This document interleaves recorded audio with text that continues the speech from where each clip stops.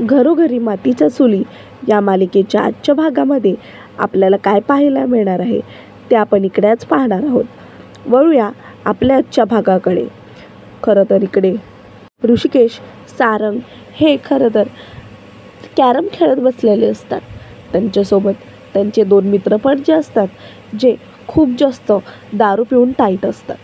तर इकडे खरं तर जो ऋषिकेश आहे त्यांना म्हणतो की हे बघ मित्रा, एवढी दारू प्यायची नाही. एवढी दारू जी आहे ती खरं तर अजिबातच आपल्या सेहतला चांगली नाही आहे. म्हणूनच जरा बेतानी जरा लक्ष घ्या असं म्हणून इकडे ऋषिकेश आणि सारंग ते दोघेही आता त्यांच्या आपापल्या मित्राला समजवत असतात की दारू पिणं हे खरं तर स्वास्थ्यासाठी पण चांगलं नसतं. म्हणूनच तुम्ही दोघी पण हे सगळं जरा कमी प्या आणि अवॉइड करा असं म्हणून इकडे त्यांना सांगत असतो. इथे ऋषिकेश जो आहे तो आता खरं तर चिडून उठलेला असतो, कारण की त्याला त्या मुलीबद्दल खूपच राग आलेला असतो. त्याला खरं तर असं वाटत असतं की कोण कुठली ती मुलगी आणि मला एवढं काय काय बोलते. तिला काय वाटतं, तिला मोठी शाणी आहे का? ती जर मुलगी मला भेटली आणि तिला काय मी बोललो तर तिला खपणार पण नाही असं म्हणून ती बोलत असते. इथे खरं तर जानकी जी असते ती आता अभ्यास करत बसलेली असते. त्यासोबतच काकू येतात आणि लाईट घालवतात. तर इकडे खरं तर जानकीला कसं तरी वाटतं. जानकी म्हणते लाईट कशी काय गेली, तर पाहते की काकूंनी लाईट बंद केली आहे. तर काकूंना ती म्हणते की काकू, अहो तुम्ही लाईट का बंद केली, मला खरं तर अभ्यास करायचा आहे. तर इकडे काकू म्हणतात की बरं आहे, तू इकडे अभ्यास करत बसशील आणि तिकडे आमच्या जीवाला घालवेल. जा ना, बाहेर जाऊन अभ्यास कर, बाहेर उजेड आहे, आमचं लाईट बिल वाढतं आहे ना असं म्हणून काकू हे जे आहे ते तिला घराच्या बाहेर हकलतात. इकडे खरं तर जी जानकी आहे तिला थोडंसं विचित्र वाटतं, म्हणूनच लगेचच ती उठते आणि बाहेर यायला निघालेली असते. इथे खरं तर जो ऋषिकेश आहे तो आता बसलेला असतो आणि कागदाचे विमान वगैरे बनवत उडत असतो. खरं तर आता इथं ऋषिकेशला असं वाटतं की त्या मुलीला पण मला असंच उडवूशी वाटतंय. ती जे काय वागली माझ्यासोबत ते मला अजिबातच पटलेली नाही आहे. तिने माझ्या आईला पण नको नको त्या गोष्टी बोलल्यात असं बोलून इकडे ऋषिकेश जो आहे त्याच्या अंगावरती त्याचा एक जो बेवडा मित्र आहे तो येऊन बाजूला उभा असतो. खरं तर इकडे तो खूपच जास्त टाईट असतो. तर इकडे ऋषिकेश जो आहे तो त्याला समजवत असतो की बाबा काय चाललंय तुझं, तू खरंच डोक्यावर पडलास काय असं म्हणून त्याला बोलत असतो. इथे जानकी ही आता विचार करते की काहीही करून मला अभ्यास करता येणार नाही, त्यापेक्षा मी झोपते असं म्हणून ती बसलेली असते. अशी ती पाहते की ती बसलेलीच असते. इतक्यातच बाहेरून तिच्या अंगावरती काहीतरी उडून येतं.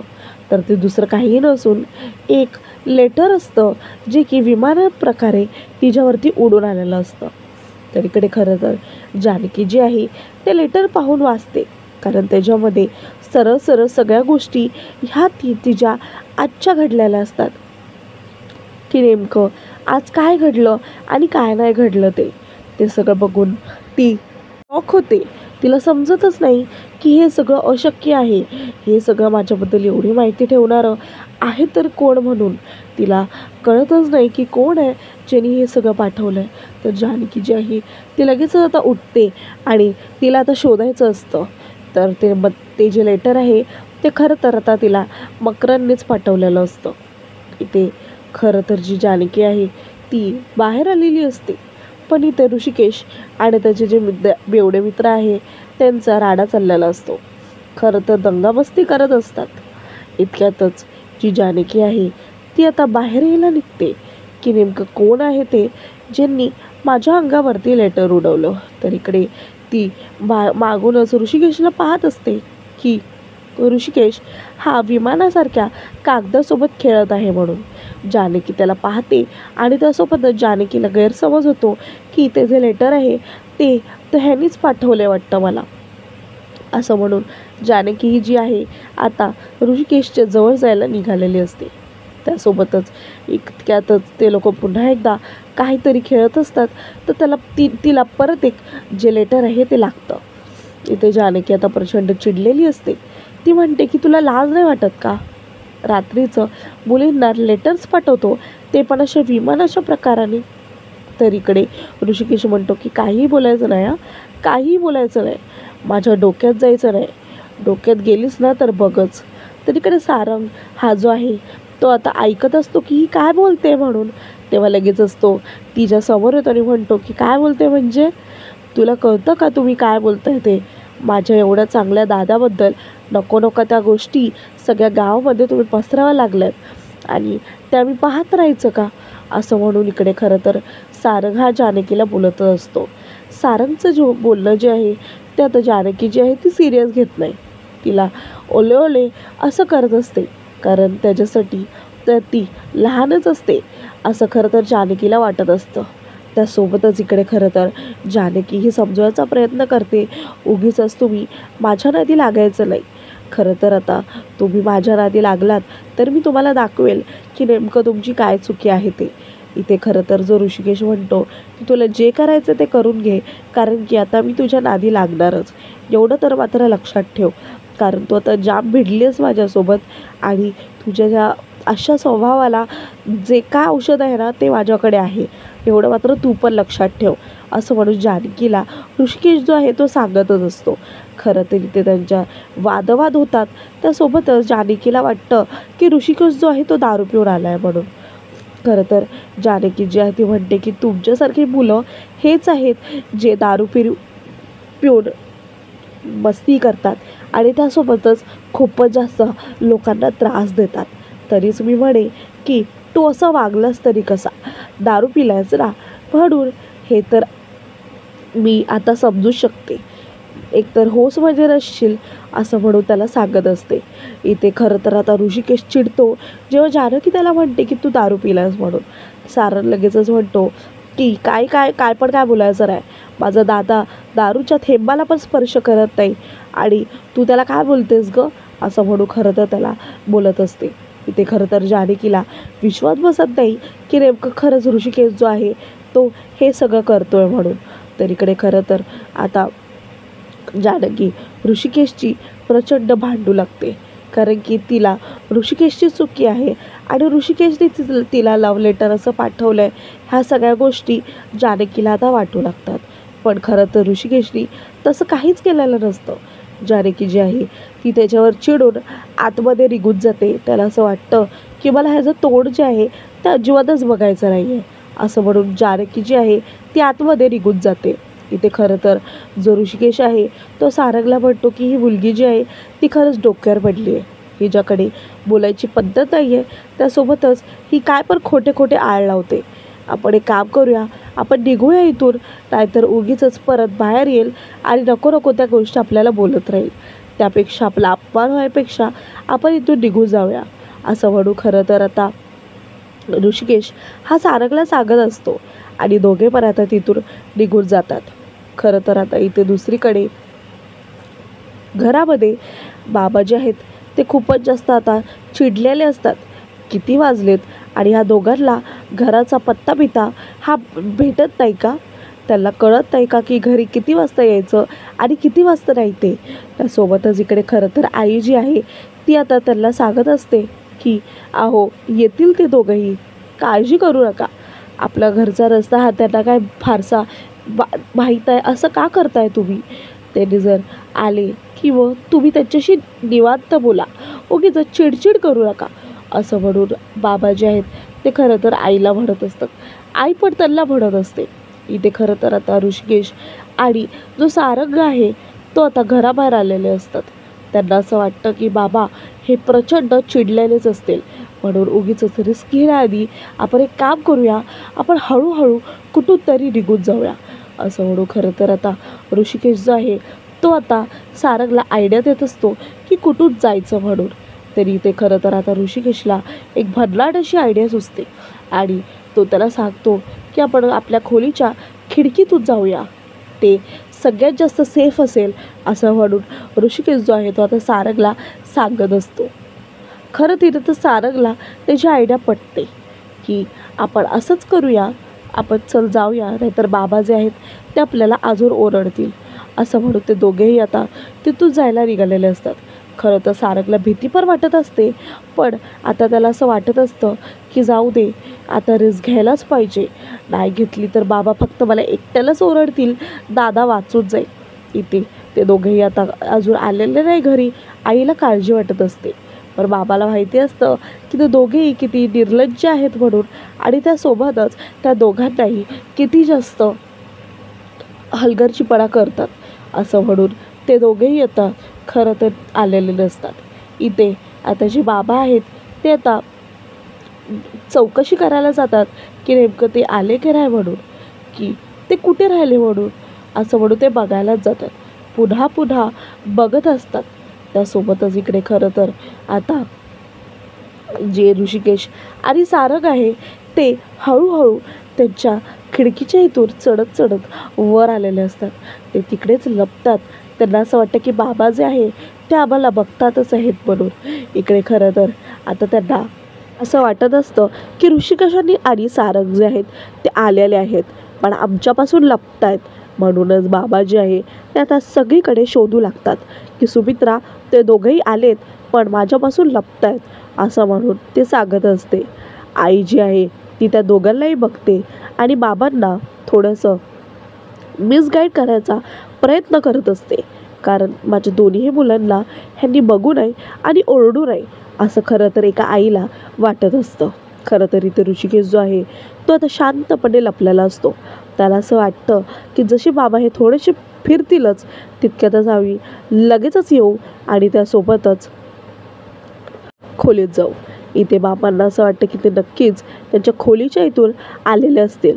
मला डाऊट आहे, लगेच आपण त्यांच्या खोलीच्या इकडे जाऊया असं म्हणून बाबा जे आहे ते आता सुमित्राला सांगत असतात. बाबा हे ताबडतोब कुठलाही वेळ वाया न घालवता त्यांच्या खोलीच्या इकडे जातात. तर सुमित्रा ही पण त्याच्या मागेमागे ही गेलेली असते. खरं तर आता तिला भीती वाटत असते, पण आता तिला असं वाटतं की ह्यांच्या मागे जाणं हेच माझ्यासाठी योग्य असेल.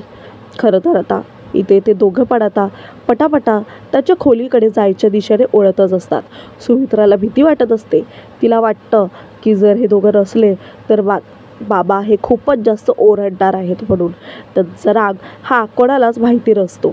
खरं तर लगेचच जेव्हा बाबा दरवाजा ठोकतात तर ऋषिकेश जो आहे तो दार उघडतो आणि म्हणतो की काय झालं बाबा, गार झोप लागलेली, अचानकच तुम्ही झोप का मोडली.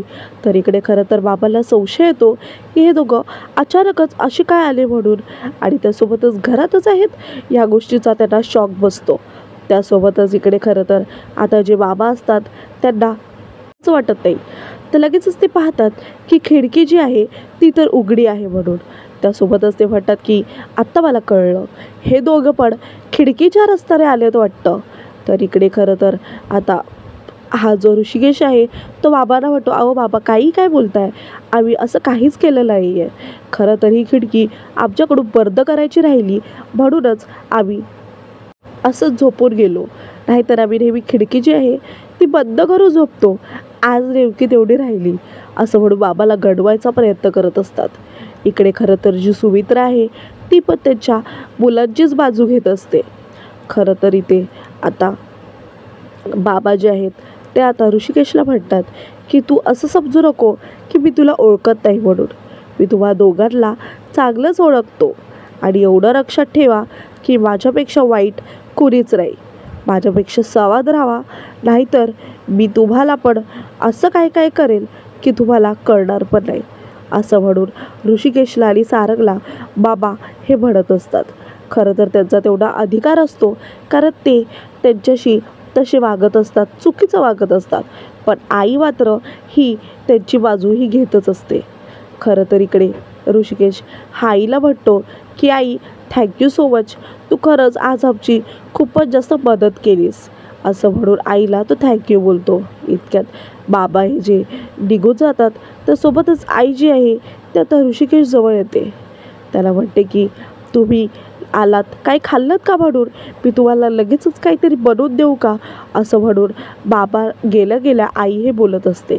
खरं तर इकडे आईला काळजी वाटत असते की नेमकं तुम्ही कुठे गेलेलात म्हणून. तर लगेचच इकडे ऋषिकेश सांगतो की अगं आई, आमचं एक काम होतं, आम्ही तिकडे गेलेलो. असं म्हणून ते दोघेही आता झोपून जातात. इथे दुसरीकडे जी जानकी आहे आता पहाट झालेली असते. आता तिला ऑफिसला जायचं असतं. खरं तर इथे पहाट झाली आहे आणि ते दोघेही अजून झोपलेत. या गोष्टीचा दोघांनाही आता खूपच जास्त पश्चाताप झालेला असतो. लगेचच ते तुरंत उठतात. त्याचसोबतच सकाळ झाली आहे या गोष्टीचं त्यांना भान होतं. लगेचच ते उठतात आणि म्हणतात की दादा चला पण उठूया आणि आपल्याला खरं तर थोडे कामं पण आहेत ते पण करूया, असं म्हणून तो सांगत असतो. इथे खरं तर आता ऋषिकेश जो आहे त्याला कळत नाही की काय झालं होतं म्हणून. पहिली गोष्ट तर त्याला त्याच्या मनामध्ये ती मुलगी येते जी त्याला नको नको ते काय काय गोष्टी बोललेली असते आणि त्या मुलीबद्दल त्याला राग येतो. तरी ते खरं तर आता जी मुलगी आहे तीच त्याच्या डोक्यातून ही जात नसते. कारण ती मुलगी जी आहे ती सगळ्यांनाच नको नको त्या गोष्टी ज्या आहेत ते बोललेली असते आणि त्यासोबतच तिचं ते वाईट विचित्र वातावरण हे त्याला पचत नसतं. इथे खरं तर जानकी जी आहे ती मस्तपैकी सकाळी उठलेली असते. ती तुळशीला अगरबत्ती वगैरे लावते, पूजा वगैरे करते आणि त्यासोबतच आता तिला ऑफिसला जायला निघायचं असतं. इकडे खरं तर आता जी जानकी आहे तिला ऑफिसला जायला निघायचं असतं. ती देवाकडे प्रार्थना करते की माझा आज पहिला दिवस आहे, चांगला जाऊ दे म्हणून, असं म्हणून ती सांगत असते. त्यासोबतच इकडे खरं तर आता जानकी आहे तिला आता काही करून त्या ऑफिसमध्ये चांगलं काम करायचं आहे ह्या गोष्टीचा आता तिकडच्या काकांकडून तिला आशीर्वाद भेटतो. खरं तर त्या काकाचा आशीर्वाद हा तिच्यासाठी आता खूपच जास्त महत्त्वाचा असतो. तिचा पहिला दिवस आहे आणि त्यासोबतच तिला उशीर न झाला पाहिजे या गोष्टीचा ती विचार करत असते. इथं देवाची अगरबत्ती वगैरे करत असते. काकू पण येतात आणि पाहतात जानकी जी आहे ती देवाची अगरबत्ती वगैरे करत आहे म्हणून. त्यासोबतच काकू हे तिच्यासोबत तेव्हा पण टॉन्टनेच बोलत असतात की अगरबत्ती केल्याने सगळ्या गोष्टी हा सुरळीत होत नाही, एवढं मात्र लक्षात ठेवा, असं म्हणू. खरं तर जी जानकी आहे ती आता सगळ्यांना प्रसाद देत आणि त्यासोबतच काकू ही तिला टोमणा देत चाललेली असते. इथे खरं तर काकूला ती अजिबातच आवडत नसते. तिच्या अशा वागण्यामुळे अजिबातच तिला सगळ्या गोष्टी ह्या पटत नाही. तिथे खरं तर जानकी जी असते आता तिला किचनमध्ये जाऊन सगळ्या गोष्टी ह्या करायच्या असतात. खरं तर इथे जानकी ही आता त्याचं काहीच बोलणं जे आहे ते मनावर लावून घेत नाही. कारण काकू जी आहे ती बाबांना तिच्याबद्दल नको नको त्या गोष्टी ह्या बोलत असते की ती मुलगी आली आहे तेव्हापासून मला अजिबातच आवडलेली नाही आहे म्हणून. पण इकडे जानकी ही अजिबातच जीवाला न लावून घेता त्यांच्यासाठी चहा वगैरे आणते आणि त्यांच्यासोबतच चांगलं वागायचा प्रयत्न करते. कारण ती म्हणते की आपलं मन चांगलं असेल तर सगळ्याच गोष्टी या चांगल्याच घडतात, असं म्हणून खरं तर ती त्या काकूंना सांगत असते. इकडे काकूंना तिचं बोलणं अजिबातच पटत नाही. खरं तर ती मुलगीच त्यांना पटत नाही.